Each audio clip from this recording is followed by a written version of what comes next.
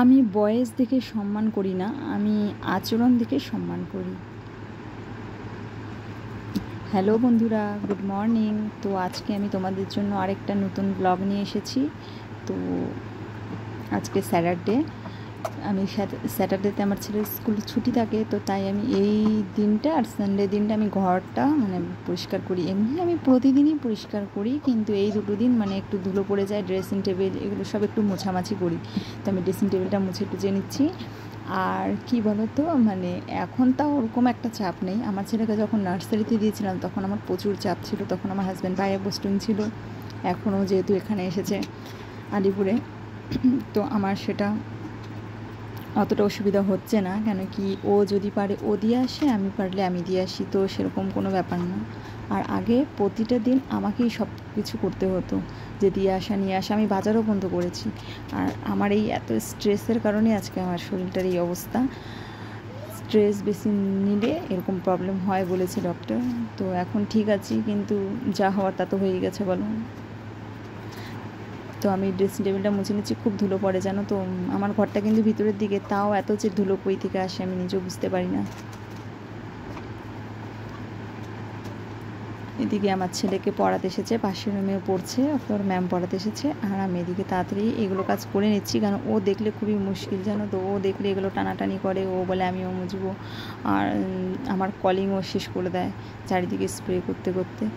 তো আমি এখানে টিভি ক্যাবিনেটটা প্রচুর ধুলো পড়ে গেছিলো, আর এটা তো কবের থেকে মুছেই হচ্ছিলো না। আর এটা আমি যতই পরিষ্কার করি না কেন, এটা অগোছালো থাকেই সবসময়। কেন কি, আমার হাজব্যান্ড এখানে এসে যা ওর যা জিনিস থাকে পকেটে সব বের করে করে এখানে রাখবে, আর আমার ছেলেও এখানে রাখবে।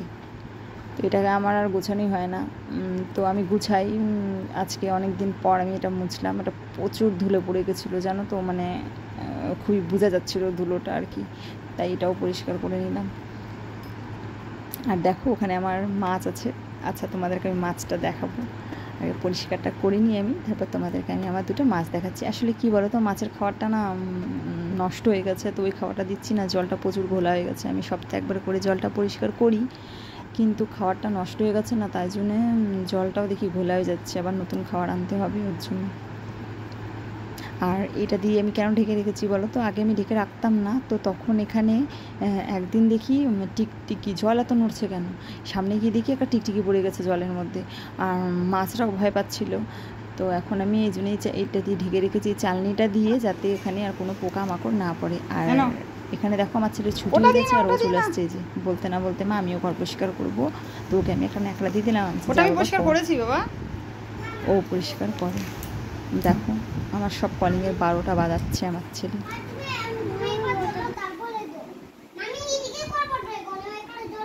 এগুলা সরাতে হবে না, করো তুমি।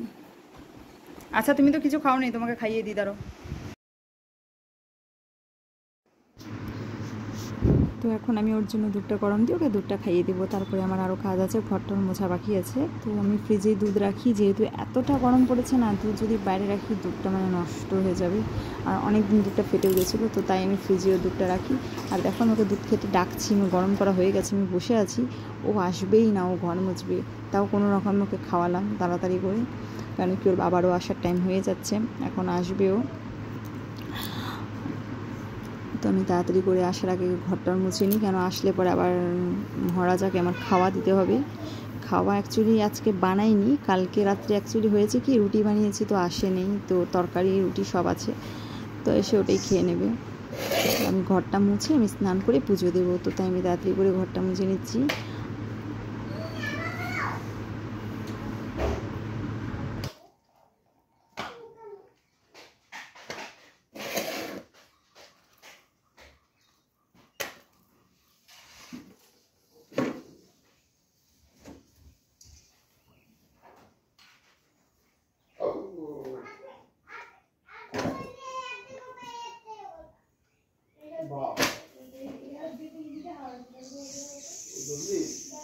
যখন ওইটা হাত ব্যথা করবে ওই হাত দিয়ে যখন ওই হাত করবে ওই হাত করবে, এই আরেক খেয়াল।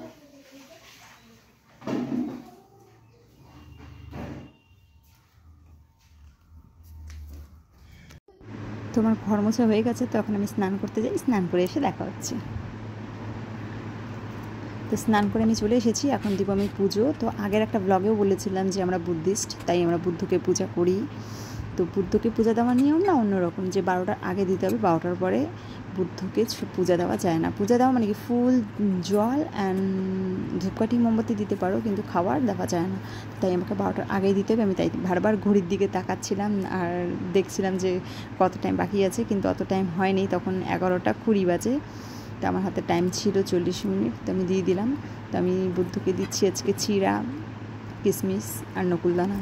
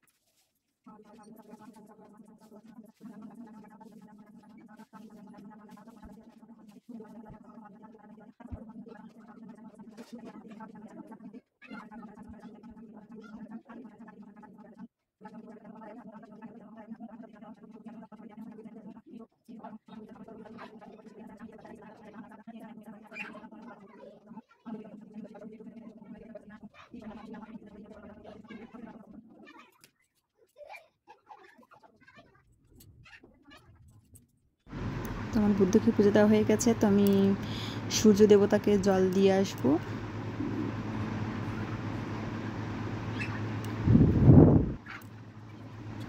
হয়ে গেল আমার পূজা দেওয়া। এখন আমি আর যেন আজকে কারেন্টও নেই, তাই আমার অনেক দেরি হয়ে গেছে। আর পাম্প করে করে স্নান করেছি, ট্যাঙ্কিতে জল ছিল না, তাই আমাকে পাম্প করে করে স্নান করতে হয়েছে, কাপড় ধুতে হয়েছে। আর এদিকে দেখো কারেন্ট নেই বলে অবস্থা কি এদের। আমার হাজব্যান্ডকে দেখো কীভাবে শুয়ে আছে, আর এদিকে ছেলেও ওর দিদির সাথে। তো আমার ব্লগটা আমি এখানেই শেষ করলাম আজকে, এতটুকুই। তোমরা যদি পাশে থাকো তাহলে আমি আরও আগ্রহী হব নতুন নতুন ব্লগ আনার জন্য। তো ভালো লাগলে লাইক, সাবস্ক্রাইব করে দিও আমার চ্যানেলটাকে। বাই।